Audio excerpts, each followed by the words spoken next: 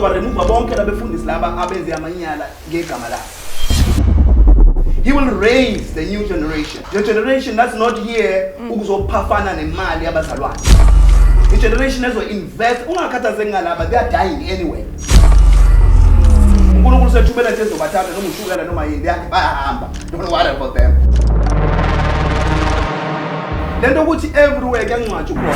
Everywhere wehlanyuka namabhokisi amathuluzi amfundisi lapho. Everywhere usuphela kuTikolosho lomfundisi part.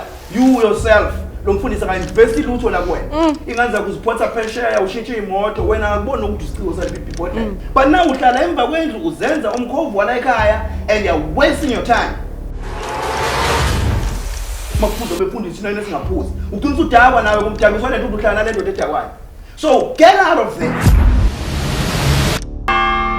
In the future somebody is going to say, "Oh, lo Africa methi amantombazana asekhaya say incebe le."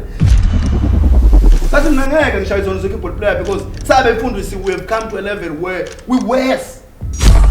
Lezinto zasePitori angishaya. Andinge nje uzokuthuka kube mncane ukugijima ube ngidala indaba zokufela. It's a sin not to pay someone who's of service.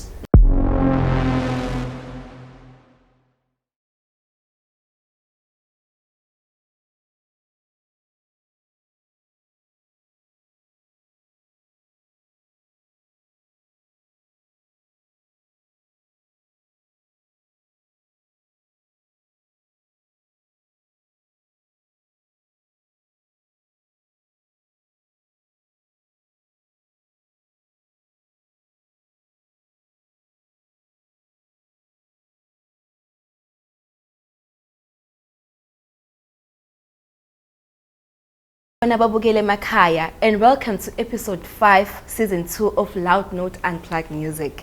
Okuyi platform ebheka kabanzi ngezimpilo zabadlali bogubu kanye nabadumisi nezincegu zenkosi. Ngiyathemba sizoyithokozela i-episode yanamhlanje. My name is Zimkhitha Mthathambi. On the previous episodes, we invited different keyboard players from different churches. The main purpose of the invite was to give them a platform to tell us about their musical journey. Kuningi okuhle abakukhulumile ngezimpilo zabo kanye nokunye okungekho kuhle ikakhulukazi ekudlaleni ezimvuselelweni nasemasontweni begcina bengakhokhelwanga. Namhlanje sibone kubalekile ukuthi sizwe ngasohlangothini labefundisi ukuthi bunjani ubudlelwane abanabo nabadlali bogubu kanye nokuziphatha kwabadlali bogubu uma besezinkonzweni. Today we have a very special guest on our studios. Siniphathele Evangelist Skhakhane.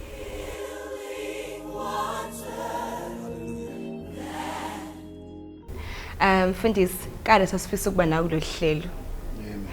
Sacela baba ubingelele ababukele Makaya. Let's just introduce. Ngibingelele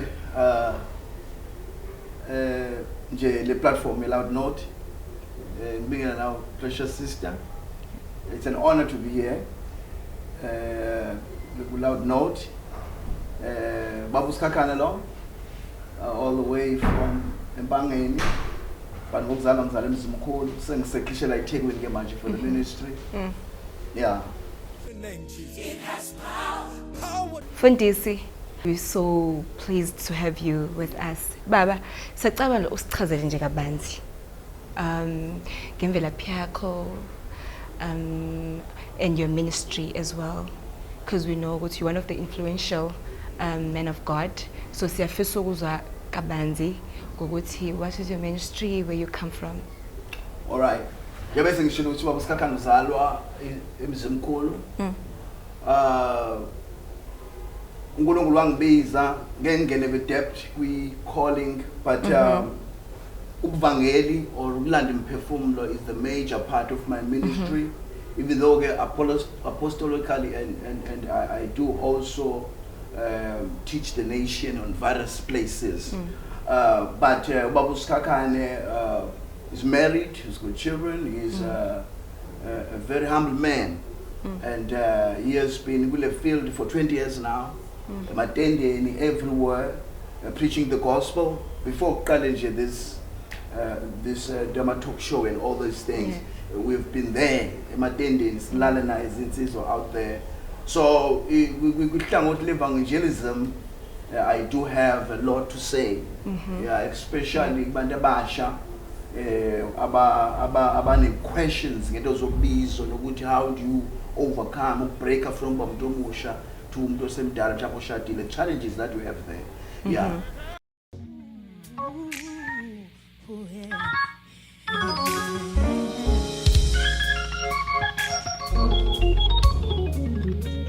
Make your contribution. Make your contribution.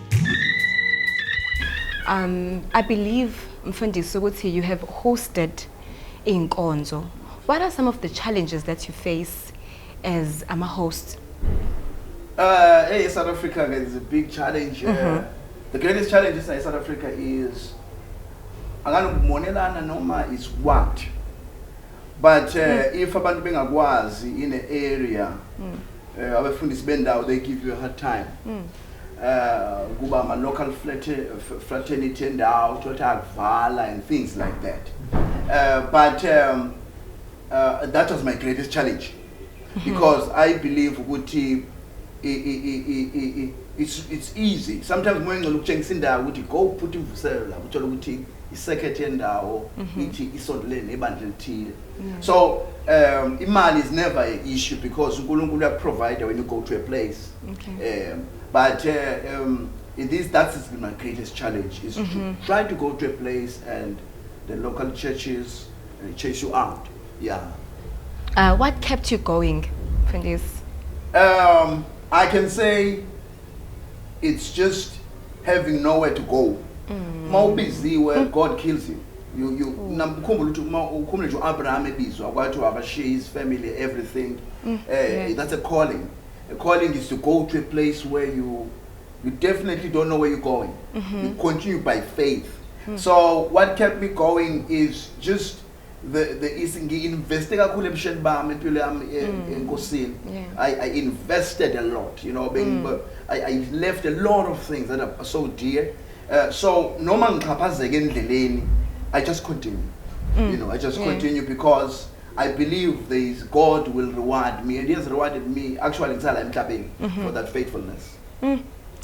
I would like you to go deeper, Baba. Kule pati yokuthi when you are called, you have to die to self.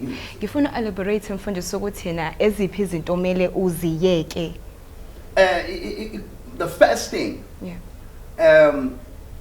you must know what your voice can tell to you.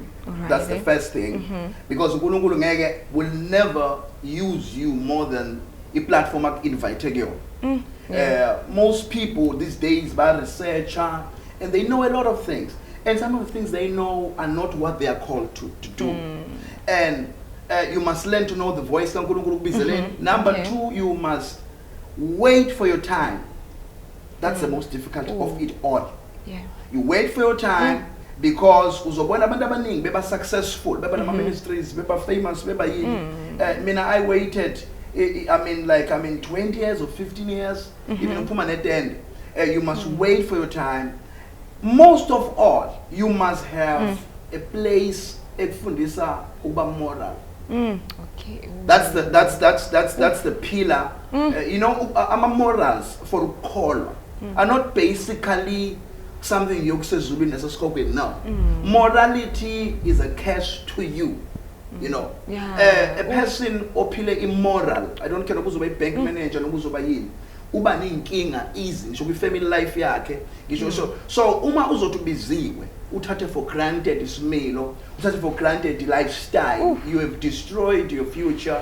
Because abantu, I read a verse one day, I think I forgot if it's Matthew chapter 1, kuchaza khona genealogy ka Jesu, kuchaza ukuthi uzalwa ngobani, kuthiwe waphuma mase kufika uDavide, kuthiwe uDavide wazala akana nguSolomon amzala ngalo mfazi ngaUri. Now you ask yourself ngena apha indaba kayo ukuthi manje kwavezwa amahlazi ukuthi uDavide okuveza ukuthi everything you did will izabe semaminithini wherever you go. Yeah. In the future somebody is going to say, oh, lo afika mithi amantombazana asekhaya say incebule. So people must know ukuthi ukuzithiba it's not about ukusaba uNkulunkulu per se. It's about your own investment. So that's been, to me, your whole life has been my greatest investment. I don't want to lie that. It has been the greatest investment. And the favor ngiyithole ngalokho. So abantu abasha abanathelwa again, have someone mawubiziwe or une ministry, have someone omsabayo that you gonna go and monitor your life. Angazi banga abantu abafundisa abasha who have called me abala ku WhatsApp say Baba Skhakhane, I just want you to be my mentor. Ngizokutshela ukuthi ngenzani, ngizokutshela ukuthi ngidate abantu, ngizokutshela everything. That is helpful. That is helpful. Yes. So that has been my greatest investment, is to have a mentor, is to have ibandla engilihloniphayo, is to confess into zami before ngingazenzela izinto even noma ngisho umoya engcole yangikhupha. But these eyes are stronger than your conscious eyes. Kunezinto ongakwazi ukuzenza because wesaba ukuthi abantu bazothini even noma sesikunqobile ngaphakathi. So uma uzakhele nje ukuthi wena wenza noma yini anytime, it's very easy to limala obizweni.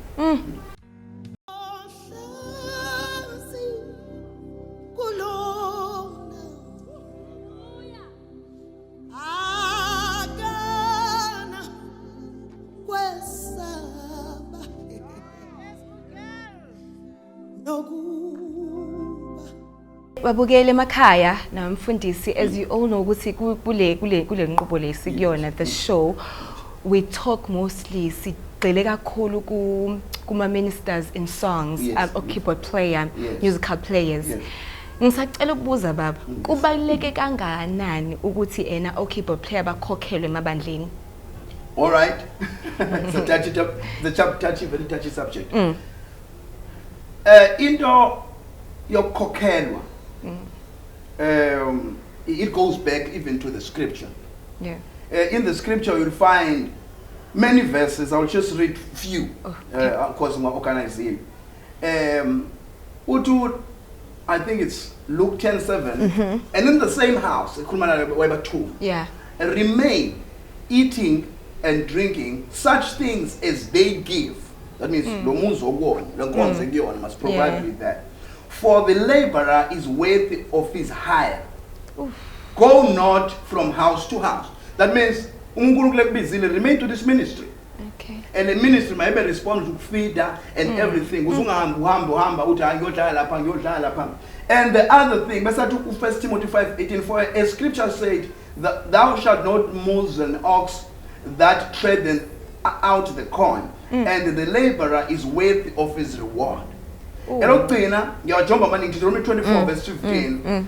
And this day shall they give him his hire, neither shall the sun go down upon it, for he is poor and setteth his heart upon it, lest he cry against the Lord, and it be seen unto thee. We saw no for whatever reason esebenza in your ministry, and ungamkhokhela.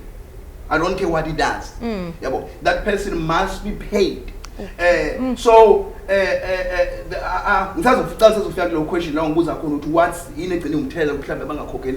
but to my opinion, I believe it is cruelty. It is great sin. It is actually selfish for any preacher, because keyboard player. You know, keyboard player. Sound, actually, I studied sound engineering professionally. I studied. I found out there are keyboard player, sound engineer. Keyboard player, I'm a career njala pana of 4. Sound engineer, mixayo, performayo. So for them not to be paid, I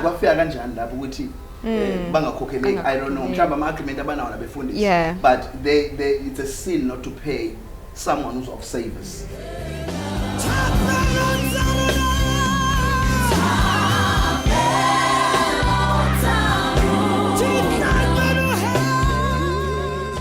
Yini eyenza aba keyboard player bakhale kangaka? Ngicabanga ukuthi it's true experience. Let me just tell you what happened. Most of the time, a keyboard player is someone who without being really employed. And nobody really on endaba because I'm a skill. And this keyboard player, I by passion I develop. I found a keyboard player nina as the ministers animnakile ukuthi lo muntu say-investment.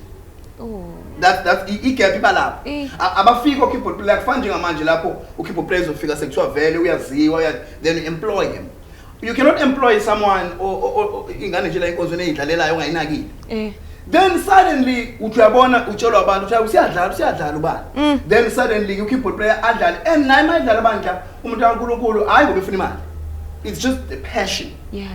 As afikele to a stage where une experience manje to a level which he must be paid. Esebona ngaphandle ukuthi okay ezinye insizwa ziyakhokhela.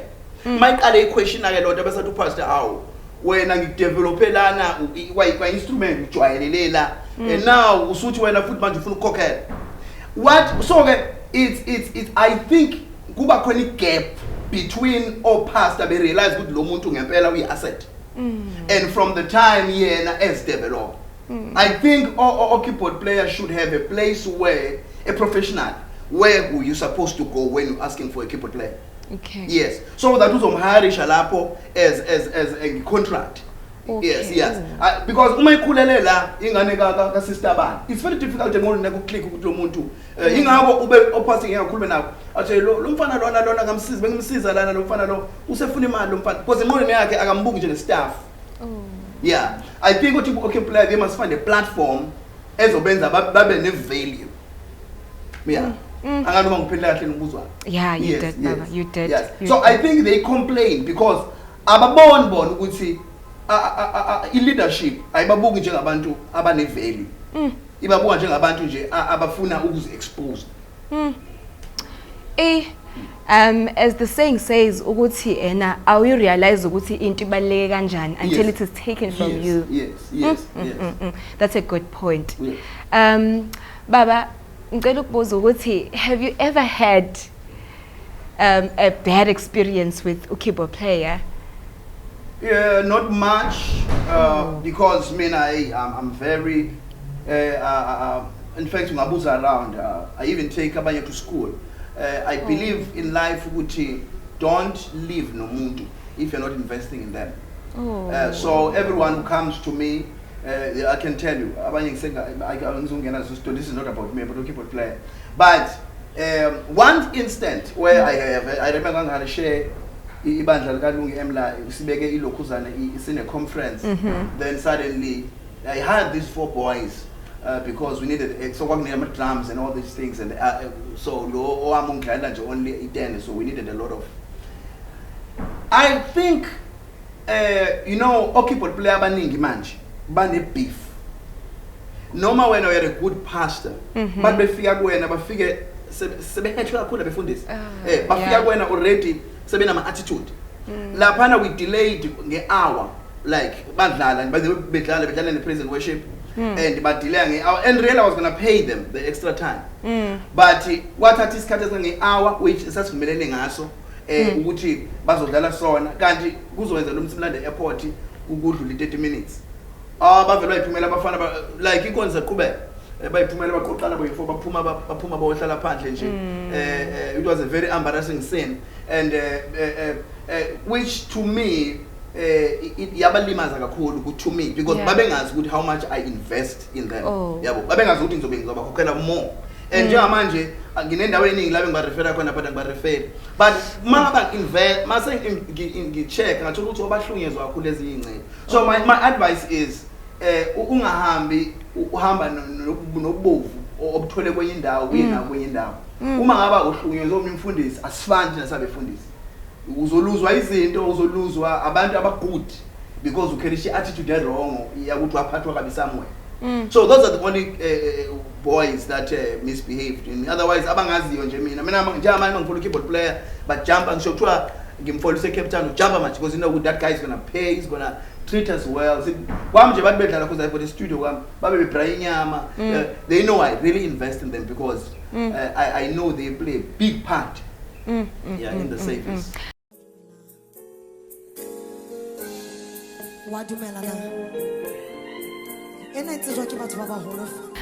Talk about not having a self-serving agenda. That's what I'm getting from you, Baba. Yes. The Bible says, "Lithi izwi, Therefore, uthi, behold, I'm sending you out as a Yes. sheep amongst wolves. Yes. Athi, be wise as serpent Yes. and be pure as dove. Do Yes. not have any self-serving agenda. Yes, And yes. that's what I'm getting from you, Baba. Yes, That's what I'm yes. getting from you. Yes. Baba, okupho kungenziwa because asingalibalekela iqiniso elithi there is something that is going on between Yes. o-keyboard player nabefundisi. Yes.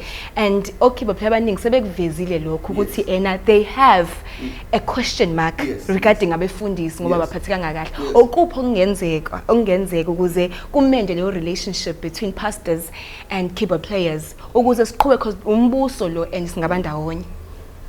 So honest in this, kubantu abaculayo nabantu I used to tell even ama artists.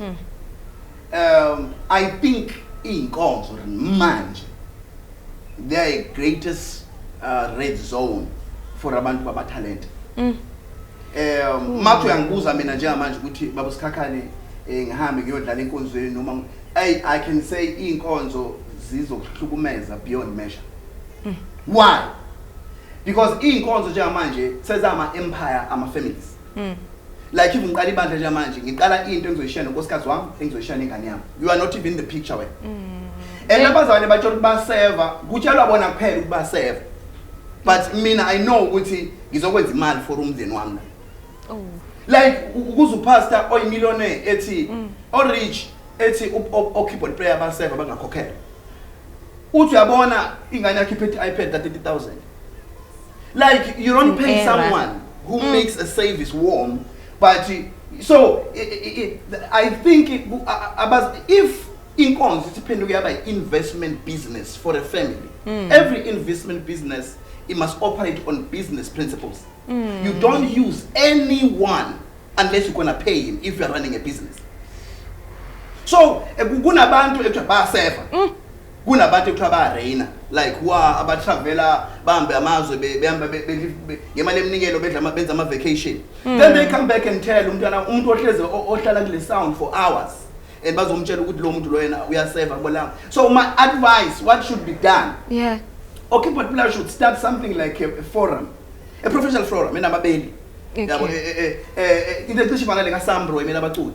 Something where a register lapho keyboard player masezibona ukuthi qualified because when you have a phone the department started to show yourself approved. A keyboard player bayeke lento ukuthi umuntu udlala itende uma uthi ucela ipiano sevela thwala izandla ekhanda. If you are a musician, you must be a hard worker. You must know even drum, you must know even everything. Ukwazi ukuze umuntu ecula off key, ukwazi ukuze ube musician, ukuze ube neveli. Then they must be accredited kule institution yabo. Yokuthi u-keyboard player registered with this organization. Then mawumthatha lapho wena registered by that organization, the organization is going to sue you if okay. Oh. Yeah, I think they should go to that level because baclashes, one coaches baclashes and okay sometimes ngibaphuma isikhathi babene bangabe nayo kodwa akubona keyboard player bangena imilo enkonzweni ngisho befundisi manje bana imilo, you know what I mean. Ngisho mama umfundisi manje bana imilo. So if you play keyboard player uthi abana imilo uyadlalela nje. So if skenkonzweni we are there sit there by being professional. This person makes so my advice is labazana abaqashwe inkonzo, if inkonzo invest wena mntana kaNkulunkulu, study, go to a performance school, study online, get accreditation, seek for a professional job because it's going to waste your time. Labazana abaningi ababhitha manje la abantu baqashwe inkonzo. Why do you stay endaweni that is not investing in you? You see. So amabandla esithi amabandla are no longer indawo ekuthiwa hayi kuzokhonza uNkulunkulu. It's a business. Yeah. And if you are involved in a business, khokhelwa. So how it should be done, they must be professional. Yeah. Abayeke kuba ilanto yokuthi mina ukhona wangifonela wathi ucela try into ekuthemba labo lesingesi. Then exposure, yeah. Wathi ngizwile ukuthi bizobani ngicela exposure. If uzohamba around ufuna exposure, you're going to be abused. Yo. Yes, because when ufuna exposure, kulungile ngizokexpose ke ababe ne forum yabo ba register. If omkhokhelanga kusuka abameli abanzima kabi bazokusiwa lapho because wasayina ukuthi khona lokho uzana, they will be respected. Yes. Hey Baba, you touched on something Yes, here. yeah. Indaba ye moral Yes, behavior. yes. Khona into eke yavela ukuthi ena abefundisi sekuyibona abathuma o keyboard player utshwala. Baba ngicela ungichazele ngalokho since you also in the sphere ukuthi iyenzeka kanjani into ekanjalo. Umuntu ubukela yena ubaba wakho and then usiyakuthuma utshwala. Oh, that thing happens. Usasho wena ngiyabutshwala. Namantombazana, ama prostitute and everything. Why? I mean, I stay a lot with them. You know, njengisho ngithi ngine akanunkulunkulu angenzela ifavor yini. Nginale inkonzo yokuthi uma uke waba wasonlana nami ingelo sathi ngihamba nami uvela uconfess nje izinto ezikuhluphayo. So angisho nawe uzoconfessa manje, but that's just the grace. Ungazothula. So but ngipho nje lo grace, you cannot lie usuqondene nami. So ke abazali abaningi bafika basho many abuses. I mean abefundisi othothi ufundisi userve and umpostoli othile uyamxhaphaza kamnika imali. U-keyboard player ke I don't know whether ube judge ngokungabikho spiritually. So o-keyboard player abaningi banalokho ukuthi abefundisi they ebandleni bangisise ukuthi umuntu engathi uyena mhlawumbe ongakholwa angazi kanjani angazi ngoba umuntu ongakumbona ibhukuza la ekhuluma ngelimi uswezidlala. So ke isikhathi esiningi uba u right hand man othola ukuthi lezi zinto angafuni ibonwe inkonzo athuma keyboard player. Yabo. So many I can ukuthi phela ngesibiza amagama abantu but abafundisi bayakwazi lokho. Many abafundisi uma benza izinto ezi dark bebethuma keyboard player. About keyboard player but mase bexabana athi ngizokuhamba ngizoku-expose. Yabo. Why? Because ayikho into efihlakele ongayifihla to all people all together.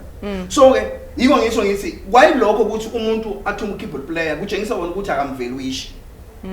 If umuntu uzothuma nje kodwa wena kwazi ukuthi akutshengise his dirty work, that means wena lo muntu lo uthatha ukuthi wena no wena ukhona. Yes. So it's something leyo I can call abantu, I can call people abangazofakaza labasho ukuthi ubaba ubani wangithuma bengithuma amatshwala ubaba bani bengithuma Christ. Lokho nje I know it's abafundisi nje bayazi it happens. So asikho ke lapho but it's a yiko ngibona ngafuna ukushaya keyboard player because omnye ungibuzile ngizala wathi ungafiki lapho ushaya izono zo keyboard player. Kathi mina ngeke ngishaya izono zo keyboard player because sabe fundisi we have come to a level where we worse. Buka njengamanje ubani abatrendayo ngezikandala. It's precious. I'm not here in South Africa kuphela. The whole world in United States or America.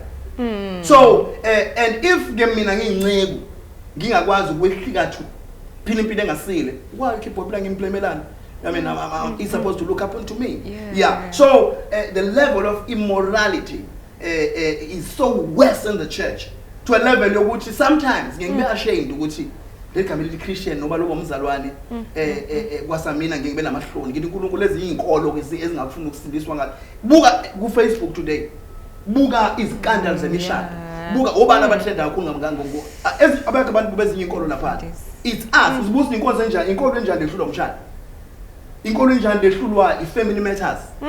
So iko ngisho ngithi uNkulunkulu asenzela umusa akavusa abantu abazoba not unto money and financial gain but abazoba more God fearing.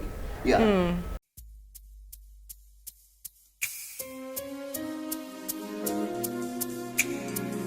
Fundisi ngoba khona izinkulumo eziba khona from a certain man of God, I won't mention names ngoba igama lomuntu liyabiza. Ekhuluma indaba ukuthi like ama keyboard players bayafana nama car guard, bayafana nama ushers, bayafana nje nanomuphi umuntu osebenzayo in the house of the Lord. So ngicela mfundisi ukuthi usicacisele ukuthi bayafana yini na? Iko ngithe lokho ngiphatha kabuhlungu kakhulu because I know a keyboard player abaye like University of Natal who in case abane degree in music aba end up berana be train ama choir in churches be uthothi choir master at the same time run sound at the same time wenza zonke lezi zinto. The reason abefundisi bekhipha amagama anjani is because you know when you present yourself valueless anyway you will be treated valueless. You know if you come endaweni uzenze ube into nje that can be replaceable, you will be replaceable. Iko ngithe labantu be art musicians and keyboard players, they should live inkonzo if they want a career yabi treatwe as a career.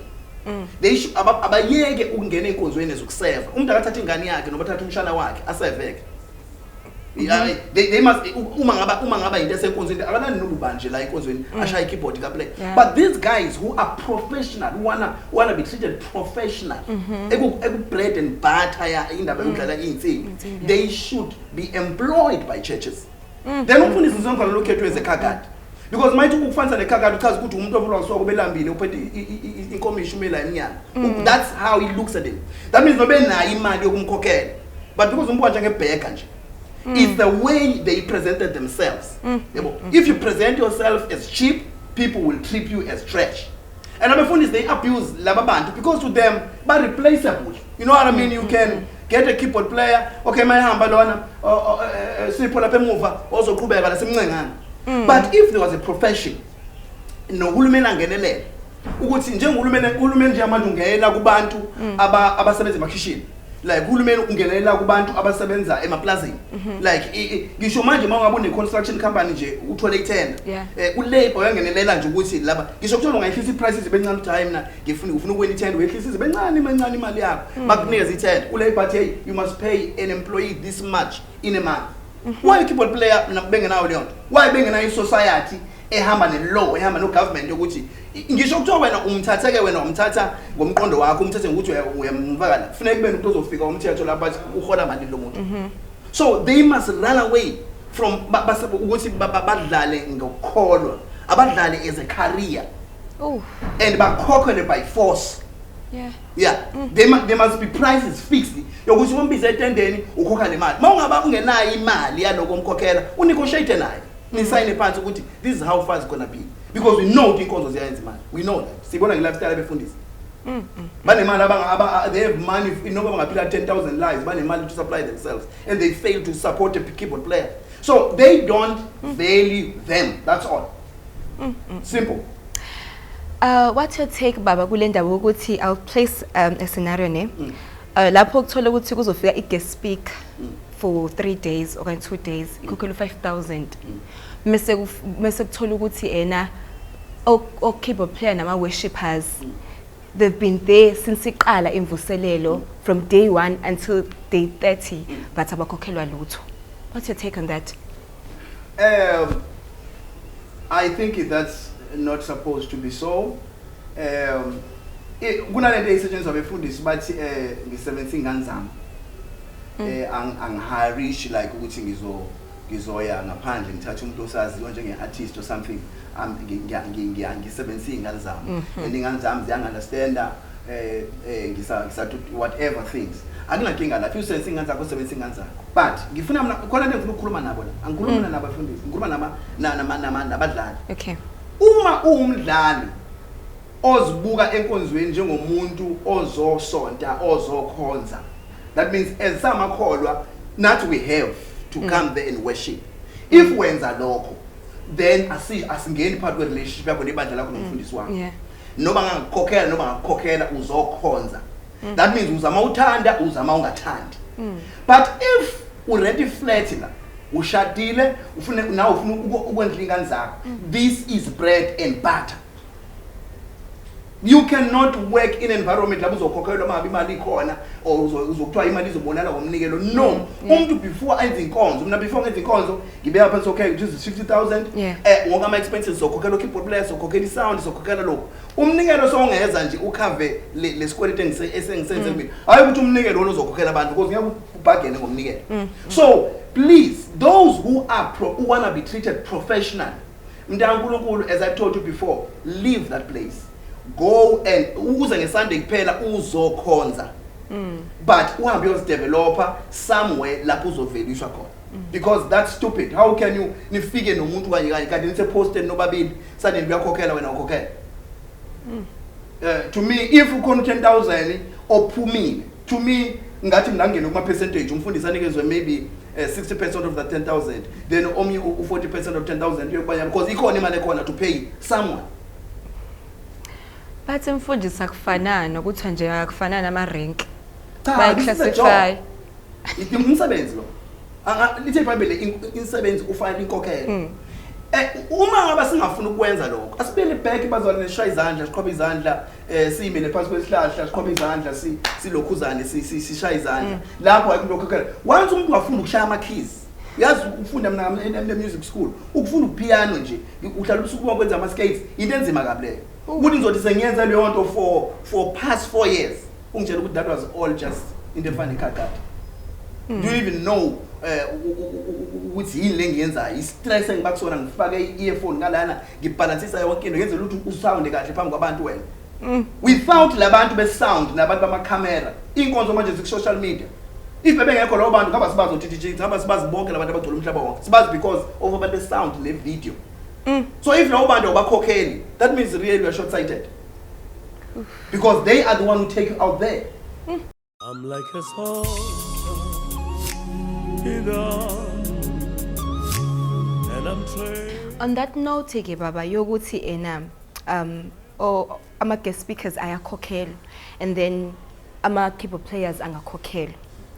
I will tell you ke mina because baby unawazi ukuthi khona into abayenzayo just to say it's to revenge to umfundisi athi keyboard player you know what mina because you didn't pay sengisebenze kangaka mina into engizoyenza ngizoshela zonke ingaza lesontweni zingiqome zonke ngilale nazo ngimithise zonke.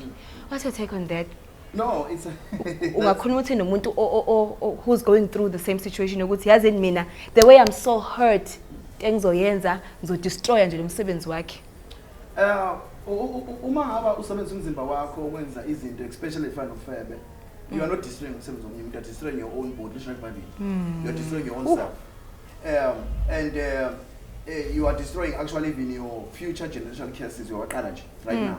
So to stay too much in a corrupted environment, if ngangena abantu endlini babhemitsangu sihlale too much singagcina sesidawa ama area ngagcina sesiphuma sinuka simpahleni. Why uhlala endaweni toxic? Seriously I don't understand. Angazi noma abantu abayivaluation impilo zabo. If endaweni awuphathwanga kahle, get out of there. Why uhlala in a place because once you stay in an abusive environment you tend to be a monster. That's why uthola umuntu athi umuntu ngahlala khona emshadweni abusive ngaphuma sengiphuza ngaphuma sengibulale sengihamba ngothola imithi enyangeni ukuthi ngimdlise. You stay too much. So these keyboard players and lama artists uncengeni ukuhlala lapha. I'm asking you really, like you are young, you are supposed to be ontanga bakho njengamanje babo duty benzo second year uhlala ku back room yomuzi wonye indoda lapho lethwe plate ebusuku noma uphakele uma uphakelwa and then uyuze ugeza nje imoto wenze zonke into ongazazi la ekhaya uqinisa ungasazi noma uyini isigcila nokuyini la ekhaya uncengeni ufuna lapha. Is that serving? So ukungazihloniphi kwakho yourself. That's why ufika abanye khona ufika umyese ephuza ngishutshwana ethi ngenzela ukuthi umfundisi wamangibone ngidake ngihlaze igama lakhe akuhlaze igama lomfundisi kuhlaze ka wena.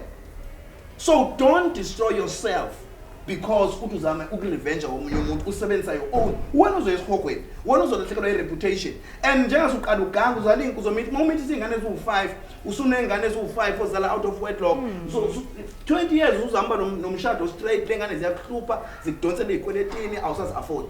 Don't destroy your life because of umuntu irresponsible. Mawubona umfundisi wakho uthi nomfundisi akafika investor kumina. Umfundisi must invest in you. If ekuthathe from high school wakusebenza ku ministry he must take you to school. Mina I took abantu abangiculayo and some keyboard players I took them to school. I'm talking about the full-time qualification. I'm talking ukhokhela umuntu from eBoston azawuqeda. That's what I've done.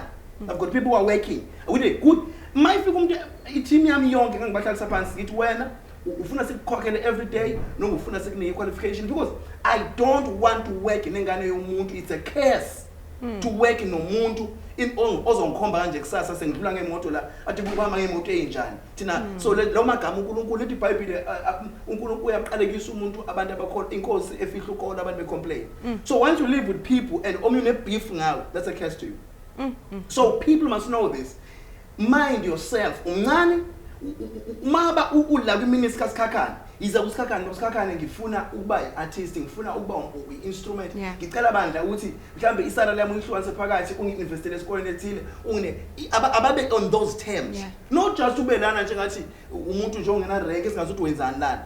Get out of those places people and find your position because abantu oyisho nje ukuthi sebeqala balana inganza abantu amademon asesebenza kubo.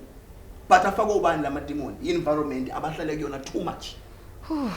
So get out of an environment that does not invest in you. Because uNkulunkulu ungifundile izwi la ukuthi you must never lingashoni ngishilanga inkokhelo yomuntu ikwena.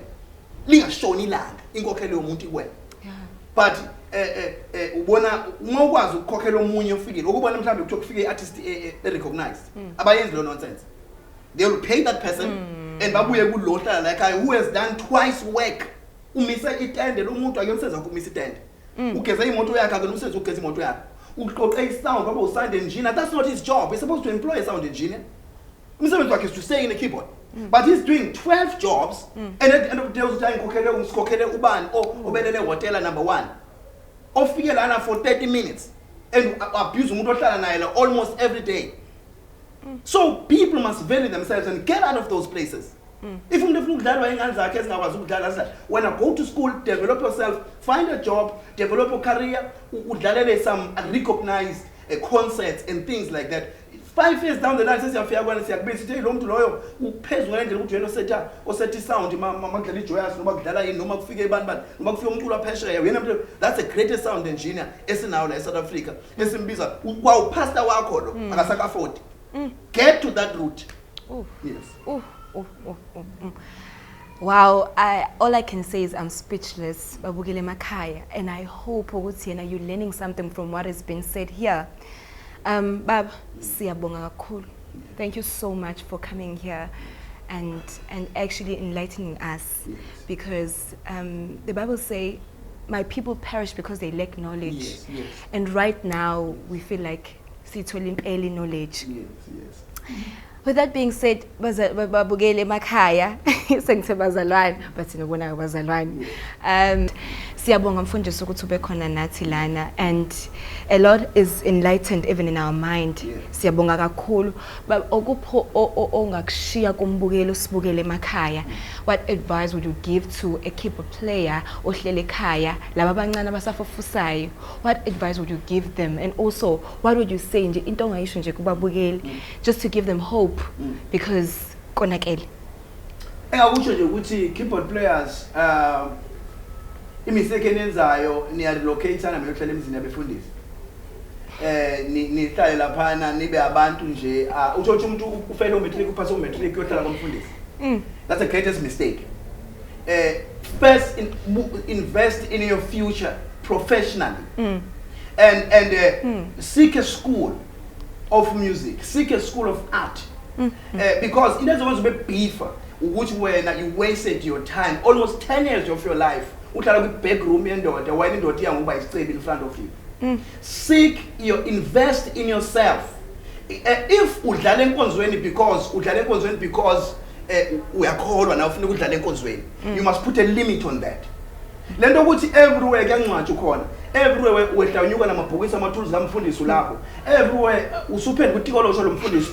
you yourself lomfundisi akainvest ilutho la kuwena inganza kuzipotsa pressure ushintshe imoto wena akubona ukuthi usiqiwo sale people.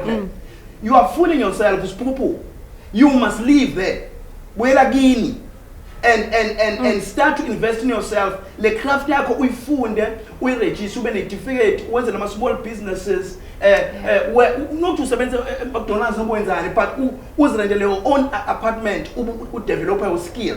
Uzinvolve kwamanye ama concerts namanye abaculi na everything, waziwe as an artist ivalue yakho wazi ukuthi abona nje ubani mayikhona isound ya balance. Then that into ezokwenza uthengeke yothi usubuya kule ndoda lena iyobe isithenga imali yona isithenga wena. But now uhlala emva kwendlu uzenza umkhovu wala ekhaya and you're wasting your time.